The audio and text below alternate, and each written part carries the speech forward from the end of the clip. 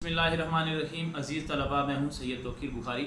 आप जानते हैं कि आपके सालाना इम्तहानात बिल्कुल सर पर हैं और इस ज़रूरत के पेश नज़र मैंने सोचा कि आपकी रहनुमाई के लिए जो आपका उर्दू का पेपर होने वाला है उसके जितने हिस्से हैं, हिस्सा मारूज़ी है और दूसरा जो हिस्सा मौज़ूई तर्ज़ का होता है, उसमें जितने सवालात होते हैं तो मैं कोशिश ये करूँगा कि जितने सवालात हैं उतनी वीडियोज़ बनाकर, यानी फ़र्ज़ करें इक़्तिबास की तशरीह के हवाले से एक सवाल है तो उसकी अलग वीडियो बनाऊँगा, और गज़ल की तशरीहात हैं, नज़्म की तशरीहात हैं, बाकी जितने ग्रामर के सवाल बनते हैं या इजाफ़ी जो भी पेपर का हिस्सा होते हैं, तो मैं कोशिश करूँगा कि हर सवाल पे एक वीडियो बनाकर आपको बितफ़सील समझाने की कोशिश करूँगा ताकि इम्तिहान में आप अच्छे नंबरों के साथ कामयाब हो सकें। तो आइए आगाज़ करते हैं कि आपका जो पहला पेपर होता है मारूज़ी, वो 20 नंबर का होता है और 20 नंबर बड़ी अहमियत के हामिल होते हैं। जिस तालिब इल्म ने 20 नंबर हासिल कर लिए उसके उर्दू में ज़्यादा नंबर आने के इम्कानात होते हैं, और जिसके मारूज़ी नंबर बहुत कम आएंगे दूसरा पेपर भी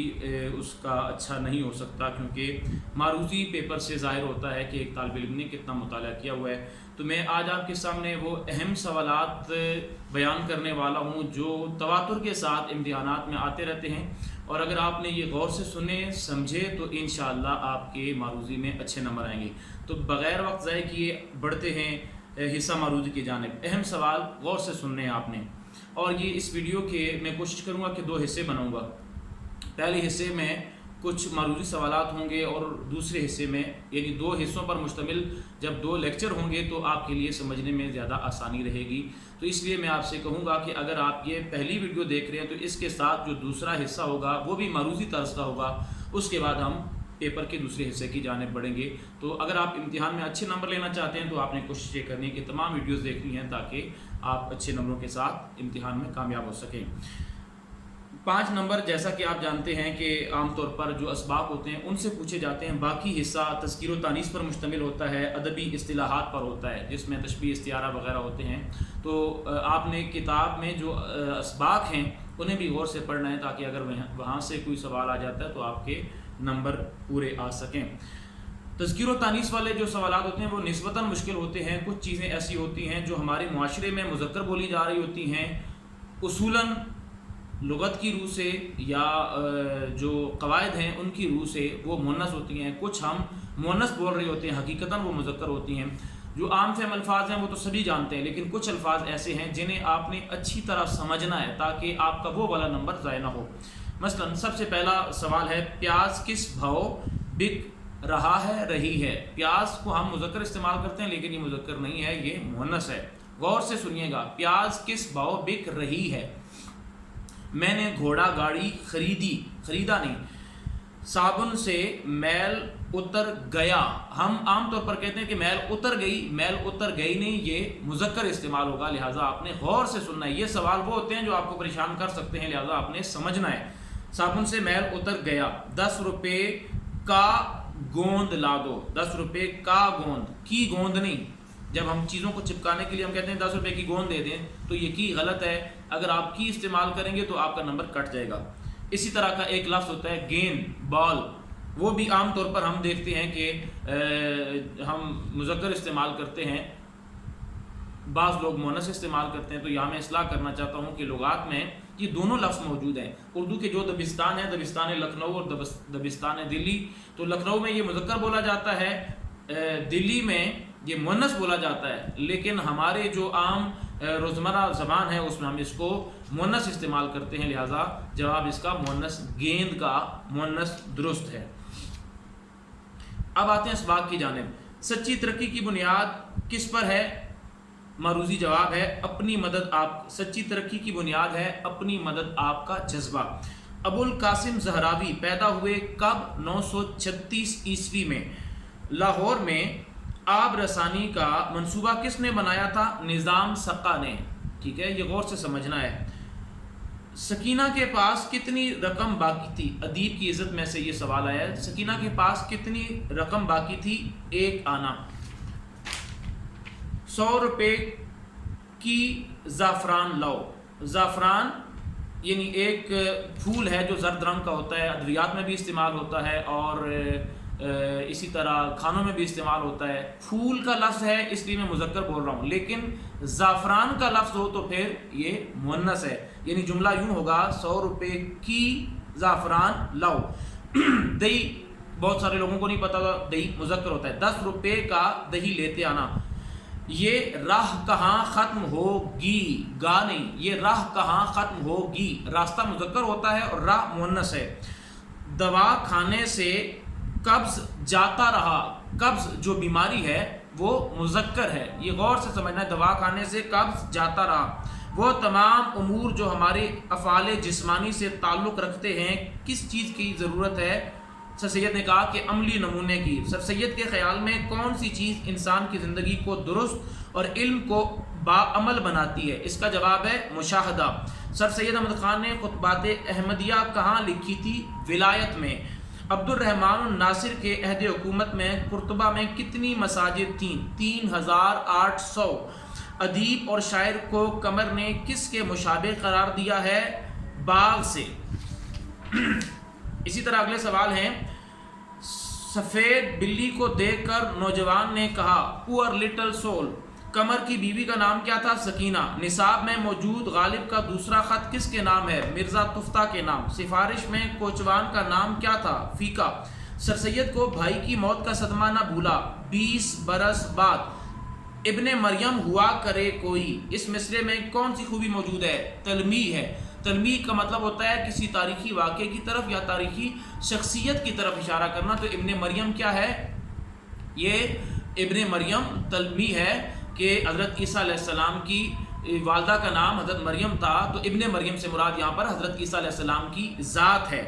ارکان استعارہ کی تعداد کتنی ہے؟ 3. اچھی طرح سمجھیے گا. ارکان تشبیہ کی تعداد ہوتی ہے 5، ارکان استعارہ کی تعداد ہوتی ہے 3. مانند، کی طرح، جیسا، گویا، یہ کون سے الفاظ ہیں؟ حروف تشبیہ. مانند، جیسا، گویا، کی طرح وغیرہ یہ الفاظ کون سے ہیں؟ حروف تشبیہ. ماں کہتی ہے میرا چاند آیا. اس جملے میں کیا استعمال ہوا ہے؟ استعارہ. ماں نے بیٹے کو کیا کہا؟ چاند، اس لیے یہ استعارہ ہے. تلمیح کس زبان کا لفظ ہے؟ عربی زبان کا. جہاں تک الفاظ کا تعلق ہے تو آپ نے سمجھنا ہے کہ زیادہ بلکہ سارے ہی عربی کے ہیں. مطلع، مقطع، قافیہ، ردیف، تلمیح، یہ سارے حروف عربی کے ہیں. لہذا یہ سوال آپ کا جب بھی آئے تو آپ نے عربی ہی ٹھیک کرنا ہے. نصابی سبق. اپنی مدد آپ کے مصنف کا نام کیا ہے؟ سر سید احمد خان. ابو القاسم زہراوی کی مشہور تصنیف کا نام بتائیں. التصریف. فیقے کے والد کو وارڈ میں جگہ ملی. خود بخود، سفارش سے نہیں، خود بخود جواب اس کا درست ہے. دیا سلائی کی روشنی میں اچھل کو باپ کا چہرہ نظر آیا، وحشت زدہ. پطرس بخاری کے مطابق لاہور کی مشہور پیداوار کون سی ہے؟ طلبہ. استعارہ کا لفظی معنی ہے ادھار لینا. دلہن چاند کی طرح خوبصورت ہے. اس میں حرف تشبیہ کیا ہے؟ کی طرح. تلمیح کہتے ہیں تاریخی واقعے کی طرف اشارہ کرنا. سما الفقر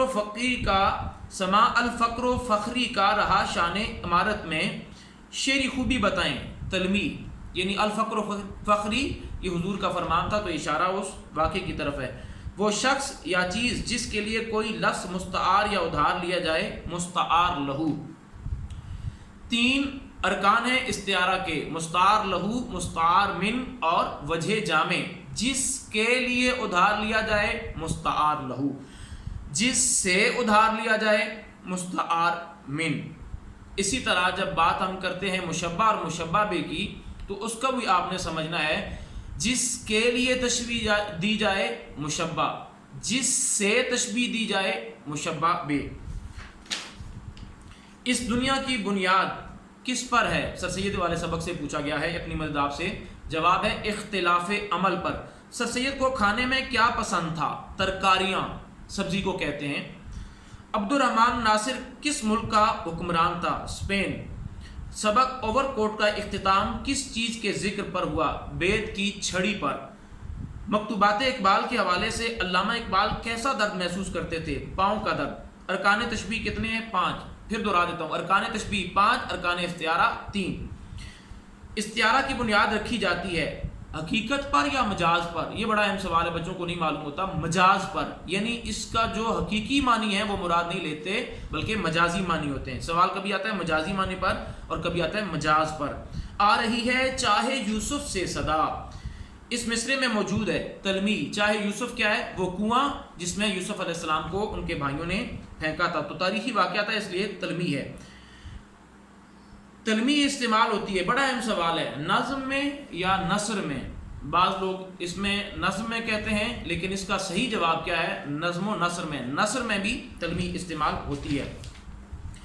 اسوہ حسنہ کے حوالے سے بتائیے کتاب سے کیا مراد ہے؟ کتاب سے مراد ہے قرآن مجید، یعنی سبق کے حوالے سے کہا گیا ہے کہ اس میں کتاب سے مراد قرآن مجید ہے۔ دنیا کی معزز قوموں نے کس خوبی کی وجہ سے عزت پائی؟ سر سید کہتے ہیں اپنی مدد آپ کے ذریعے۔ افسانہ چراغ کی لو کا مصنف کون ہے؟ حاجرہ مسرور۔ سوال یوں ہونا چاہیے تھا کہ افسانہ چراغ کی لو کی مصنفہ کون ہے؟ تو حاجرہ مسرور۔ نواب مصطفیٰ خان رہا ہو کر کس شہر میں قیام پذیر ہوئے؟ میرٹھ۔ مختلف شہروں کے نام ہوں گے، صحیح جواب ہے میرٹھ۔ وسطی ایشیا کے حملہ آور کس راستے سے آتے ہیں؟ سبق بحوالہ لاہور کا جغرافیہ، تو پطرس بخاری نے کہا پشاور، اس کا جواب پشاور ہے۔ مقطع کی پہچان، تخلص اور آخری شعر۔ طلبہ یاد رکھیے گا کہ مطلع کی دو بنیادی خواص ہیں، یعنی دو بنیادی خوبیاں ہیں، ایک تو وہ پہلا شعر ہوتا ہے، دوسرا اس کے دونوں میں سے ہم قافیہ ہوتے ہیں۔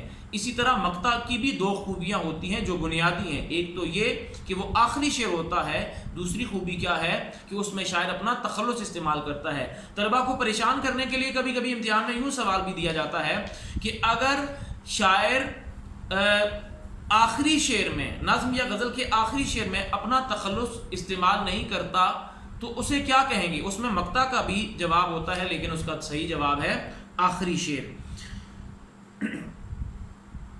اصطلاح میں کون سا شعر مطلع ہوتا ہے؟ آپ کو بتا چکا ہوں، پہلا نہ پوچھ عالم برگشتہ طالعی آتش برستی آگ جو باراں کی آرزو کرتے۔ اس شعر کو غزل میں کیا کہتے ہیں؟ آتش کا تخلص استعمال ہوا ہے، تو آپ کو پتا ہے کہ یہ مقطع ہے۔